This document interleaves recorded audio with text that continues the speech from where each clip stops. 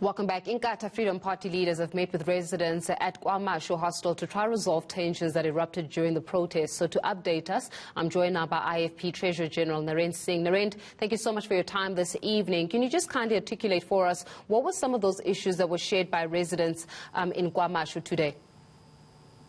Good evening to you, Faith, and good evening to your viewers. Firstly, let me say this initiative has been supported by and promoted by Prince Mangope, who has called for calm amongst all communities in KwaZulu-Natal and other parts of the province.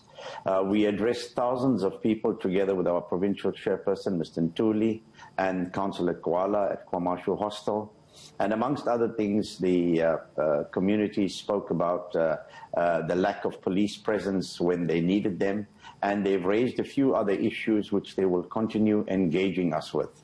But they gave us an assurance that there is no racial tension that they have promoted or promulgated from that area, despite some people saying that, well, people from hostel dwellers may have caused some of the problems. Yeah. One of the areas very close to the KwaMashu Hostel is the Duffs Road Avoca community, who were in fear because a house there was partially bent. And we brought together these two communities and leaders in our exercise earlier on today. And as we saw with the Minister of Police, Begitele, yesterday, as he was also out and about in KZN, meeting with some community members and trying to almost quell that tension between the Indian community as well as Black Africans in this country, one thing that came about was how certain accounts, so those 20 people that were declared dead in Phoenix, for example, that number may not necessarily be true. Are you seeing that that is the case from community members saying that we want a true account of how many lives were lost during some of these altercations? Absolutely. Nobody is above the law. If anybody has committed a crime, be it murder or looting, the law needs to take its course. Unfortunately, there have been in communities zealous people guarding, creating checkpoints, and on the other hand, we find criminal elements still continuing with looting. And this is why we need to bring the communities together. But the law must take its course, and we will not condone anybody going about and murdering and maiming and preventing entry into the communities, whilst we understand that the fears that some may have gone through. But I think the point, Faith, is that at the time when the security forces were most needed, unfortunately, they were unable to handle what happened at that time. So whilst communities may have manned these checkpoints, one could understand why they've done so, but we hope that in the last week or so, and with the assurances from the President of the country and his two ministers of defense and police, that communities could at least sleep at peace at night, knowing that there are sufficient security forces on the ground. Our visit today, we didn't find any SANDF members in any spots, although we were pleased to see police reinforcements come from other provinces. But I think the talking has to stop. The action needs to really be translated into what is visible on the ground for communities to feel safe. How sustainable is this? I mean, I'm hearing the fact that communities were able to articulate their grievances to you. But what we don't want to find ourselves in is a situation where we see such a flare-up happen again because we are not resolving the actual issues. We're just putting a Band-Aid on an infected wound. So exactly how sustainable and what would it take to sustain peace and cohesiveness amongst these communities?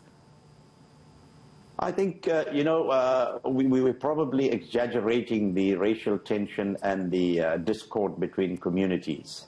There has been some levels of discord, but I think by and large, government has failed the majority of people in South Africa, particularly the youth and the unemployed, in ensuring that their socioeconomic needs are attended to. And, we've, as the IFP, through Prince Buthelezi and our President Hlabisa, have been saying unemployment and the social ills are a ticking time bomb. We've seen that bomb explode.